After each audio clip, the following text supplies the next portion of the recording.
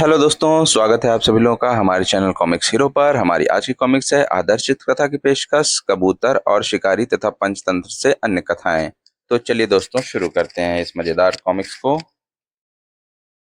कबूतर और शिकारी। किसी जंगल में बरगद का एक विशाल वृक्ष था, जिसके पत्तों के घने झुरमुटों में अनेक पक्षी रहते थे। इस वृक्ष की छाया में हिरण तथा अन्य पशु खेलते थे। एक कौवे ने भी उस पेड़ पर अपना घोंसला बना रखा था। एक दिन कौवा भोजन की खोज में निकटवर्ती नगर में गया। भोजन मिलने से पहले ही कौवे ने देखा कि कोई शिकारी बरगद के पेड़ की ओर आ रहा था। इसके हाथ में तो जाल और गदा है, निस्संदेह यह कोई बुरा कार्य करने वाला है। कौवे ने शिकारी का पीछा किया। जाल बिछाने के लिए यह अच्छा स्थान है। शिकारी ने पक्षियों को आकर्षित करने के लिए जाल बिछाकर उस पर अन्न के दाने फैला दिए। यह तो बड़ा भयानक दिखाई देता है, मैं अपने मित्रों को सावधान कर दूं। कौवा वापस बरगद के वृक्ष की ओर दौड़ा और सभी पक्षियों को नीचे इकट्ठा कर लिया। यहाँ से कुछ ही दूरी पर एक शिकारी ने जाल बिछा रखा है, इसलिए मेरे मित्रों सावधान रहना। उसी समय कबूतरों का एक झुंड भोजन की खोज में वहां से गुजर रहा था। कौवा उड़कर चला गया और उसने उस झुंड के नीलवर्ण के पक्षी राज को शिकारी के जाल में के बारे में सचेत कर दिया। लेकिन उनके राजा ने कौवे की चेतावनी पर कोई ध्यान नहीं दिया। आह, बहुत सारा अनाज पड़ा है। कबूतरों का झुंड चावल के दाने चुगने के लिए नीचे उतरा और जाल पर बैठ गया। इससे पहले कि वह अनाज का दान स्वाद चखते, उन्होंने स्वयं को जाल में बंधा पाया। बहुत अच्छा पकड़ा। हाथ में गदा पकड़कर वह खुश होता हुआ जाल में फंसे झुंड की ओर दौड़ा। कौवा तथा अन्य पक्षी दूर बैठे चुपचाप यह सब देख रहे थे।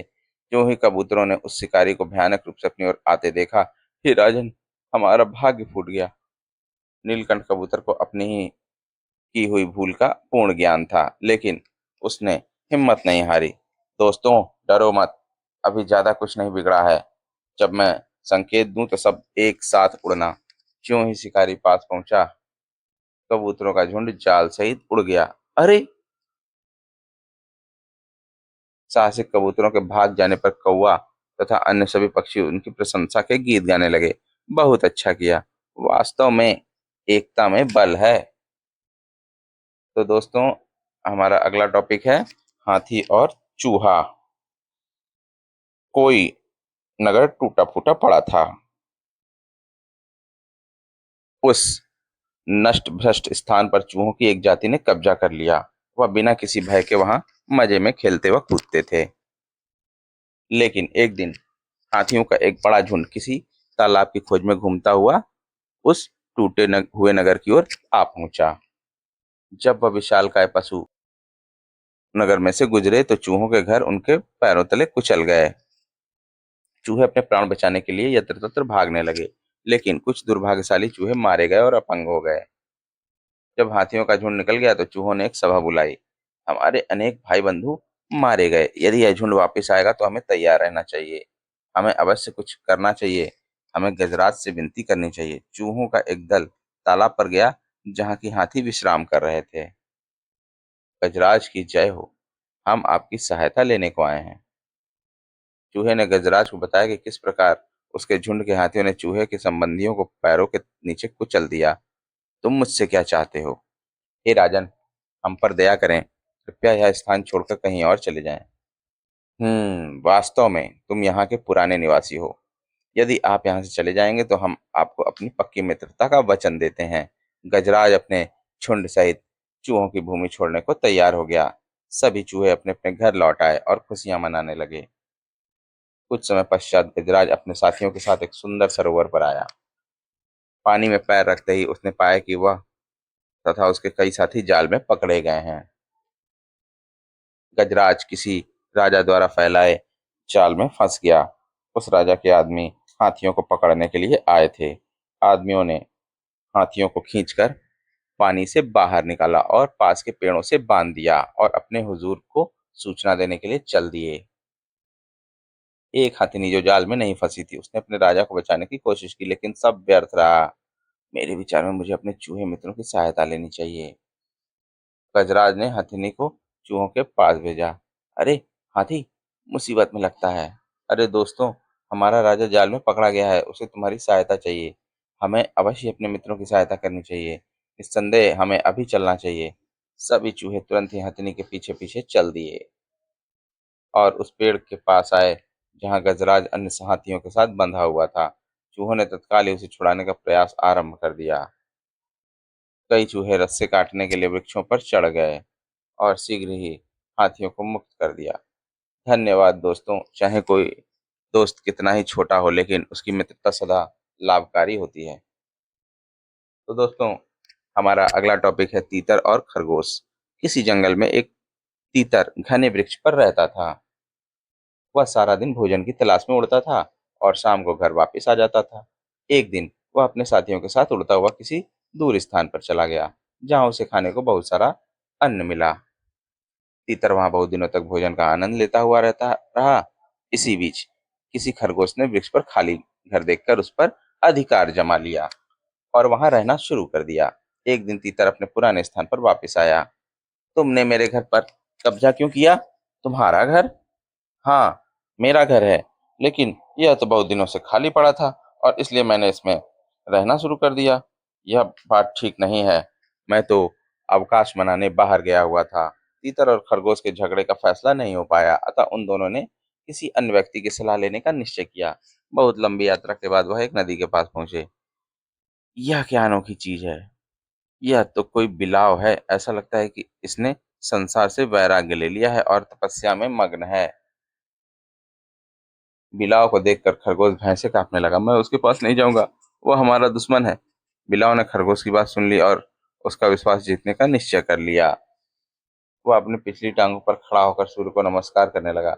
सदाचारी जीवन व्यतीत करना ही एकमात्र सच्चा मार्ग है। बड़े ज्ञानपूर्ण वचन हैं। वास्तव में यह कोई ऋषि मुनि प्रतीत होता है। चलो हम इसके पास अपना झगड़ा निपटाने चलें, लेकिन हमें दूर खड़े होकर इससे बात करनी चाहिए। हे पवित्र आत्मा, हमारे झगड़े का निर्णय करो। दोनों में से जिसकी भी गलती हो उसे अपना भोजन बना सकते हो। बिलाव मुस्कुरा दिया। कृपया ऐसे ना करें। मैं क्रूरता में विश्वास नहीं करता और मैं किसी को नहीं खाऊंगा। वृद्ध होने के कारण मैं तुम्हारी बात भली भांति नहीं सुन सकता। फिर भला मैं न्याययुक्त निर्णय कैसे दे सकता हूँ?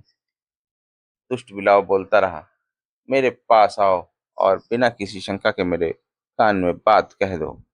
तीतर और खरगोश बिलाव के पास चले गए। जो ही वह पास को आए, बिलाव उन पर झपटा और वहीं पर उन्हें मार डाला। यह सत्य ही कहा गया है, पूरे मध्यस्थ से कभी भी उचित निर्णय की आशा मत करो। दोस्तों, हमारा अगला टॉपिक है चंद्रमा में खरगोश। किसी जंगल में चार दांतों वाला हाथी रहता था और उसके अनेक अनुयायी थे। वह निकटवर्ती जलाशयों में सुखपूर्वक अपना जीवन बिताते थे। एक बार सूखा पड़ने पर सभी नहरें व तालाब सूख गए, जिससे सभी हाथियों को महान कष्ट हुआ। हे राजन, हम तो प्यास से मर रहे हैं। झुंड बनाकर आठों दिशाओं में जाओ और जिसे भी पानी दिखाई दे वह वापिस आकर को भी सूचित करो।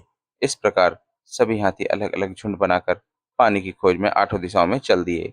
जो दल पूर्व दिशा की ओर गया उसे एक तालाब दिखाई दिया। यह वह स्वर्गिक स्थान था जहाँ हंस, बत्तखें और सारस स्वच्छ नील जल में स्नान कर रहे थे। मैं अपने राजा को इसकी सूचना दूंगा। यह सूचना सुनकर चार दांतों वाले हाथी ने उन्हें अपने दल के साथ उस सरोवर पर जाने का निश्चय किया। सरोवर के निकट पहुंचते ही वह उसकी ओर दौड़े और खरगोश के बच्चों को पैरों तले कुचल दिया। हाथियों ने सरोवर को शीतल जल में स्नान किया और कुछ समय बाद जंगल में अपने स्थान पर आ गए। इस घटना से अत्यधिक पीड़ित खरगोशों ने एक सभा बुलाई। हमें हम में से बहुत से तुम मर चुके हैं। यदि हाथियों का वह दल वापिस आए तो हमारा भी नाश हो जाएगा। हमें अविलंब कुछ उपाय करना चाहिए।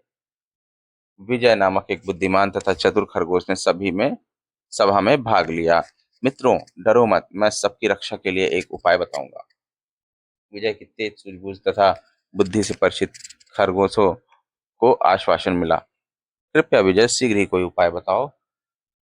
विजय ने सरोवर से जंगल के लिए प्रस्थान किया। उसने मार्ग में चार दांतों वाले महान गज को देखा। कैसा विशालकाय पशु है! जमीन पर से उसे संबोधित करने में मुझे कोई लाभ नहीं होगा। मुझे अपना परिचय देने के लिए कोई सुरक्षित स्थान ढूंढना चाहिए। विजय एक चट्टान पर चढ़ गया। हे गजराज, आप कैसे हैं? यह सुनकर चार दांतों वाला हाथी यह देखने के लिए रुक गया कि वह स्वर किसका था। वहां कौन है? मैं चंद्रमा का दूत हूँ।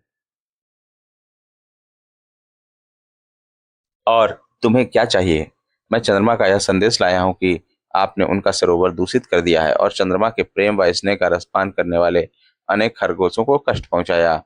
क्या आप चंद्रमा में से स्थित खरगोश को नहीं जानते? हमारा इरादा लेकिन उन्हें क्षति पहुंचाने का नहीं था और अनेक खरगोश मारे गए तथा आपको चंद्रमा श्राप देगा। मुझे बड़ा दुख है। उससे क्षमा याचना के लिए मुझे क्या करना चाहिए? चंद्रमा अपना प्रकाश व शीतलता रोक लेगा और आप तथा आपका सारा झुंड तप्त सूर्य की गर्मी में मर जाएगा। विजय की बात सुनकर हाथी के पसीने छूट गए। मुझे चंद्रमा के पास ले चलो, मैं उनसे क्षमा मांग लूंगा। उस महान गजराज को विजय सरोवर पर ले गया और उसे स्थिर जल में पड़ रहे चंद्रमा का प्रतिबिंब दिखाई दिया।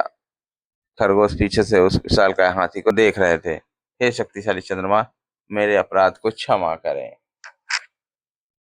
ऐसा कहते ही उसकी सूंड से सरोवर का स्थिर जल हिल गया और चंद्रमा के अनेक प्रतिबिंब दिखाई देने लगे तथा सरोवर में असंख्य लहरें उठने लगीं। अपने चंद्रमा के सरोवर के जल को स्पर्श करके उन्हें और भी क्रुद्ध कर दिया। हाथी ने जमीन पर अपना शीश झुकाया। हे भद्रजन, कृपया मेरी ओर से अपने स्वामी को क्षमा याचना करें। मैं वचन देता हूँ कि इस स्थान पर दोबारा कभी नहीं आऊंगा। हे गजराज महाराज, आपने ठीक कहा है। चंद्रमा ने आपको क्षमा कर दिया और वह प्रसन्न है। खरगोश के वचनों से शांति पाकर हाथी अपने झुंड के पास वापस चला गया। सभी खरगोश अनिष्ट आगंतुक के प्रबंध को देखकर अत्यंत अत्यधिक हर्षित थे। दोस्तों, हमारा अगला टॉपिक है सिंह, गीदड़ और गधा। किसी जंगल में एक सिंह रहता था और गीदड़ उसका नौकर था। एक दिन सिंह की एक हाथी से लड़ाई हो गई, जिससे उसके शरीर पर कई घाव हो गए। वह दुर्बलता के कारण शिकार करने में असमर्थ हो गया। इसके परिणाम स्वरूप सिंह और गीदड़ को भूखे रहना पड़ा। हे राजन, भोजन के बिना हम अवश्य मर जाएंगे। मित्र, किसी ऐसे पशु की खोज करो जिसका मैं वर्तमान दशा में भी शिकार कर सकूं। गीदड़ पशु की तलाश में चल दिया। वह किसी गांव में पहुंचा जहां उसने एक गधे को सूखी घास चरते देखा। आहा, मुझे शिकार मिल गया। चचा, कैसे हो? मैंने आपको जब कुछ समय पूर्व देखा था तो उसके बाद से आप इतने कमजोर क्यों हो गए? आह, क्योंकि मेरा मालिक मुझ पर ढेरों बोझ लाद देता है और खाने को कुछ नहीं देता। यदि तुम मेरे साथ चलो तो कैसा रहे? मुझे एक ऐसा सुंदर स्थान मालूम है जहां नदी के किनारे पर हरी घास लगती है। नहीं धन्यवाद, मैं तो एक गांव का जानवर हूँ और जंगल जाने का अर्थ है जंगली जानवरों के शिकार बनने का डर।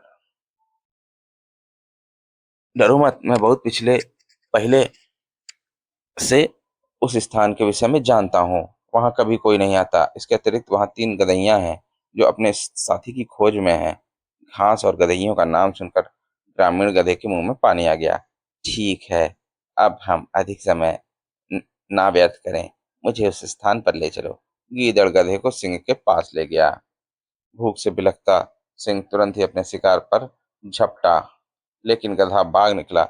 मुझे क्या हो गया? गधा अपने प्राण बचाने के लिए गांव की ओर भागा।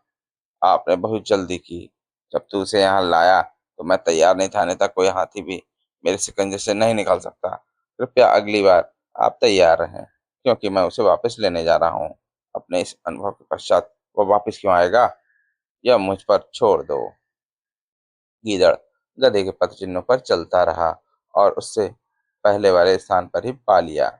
तुम वास्तव में मुझे एक सुरम्य स्थान पर ले गए थे। मैं भाग्यवश भाग निकला।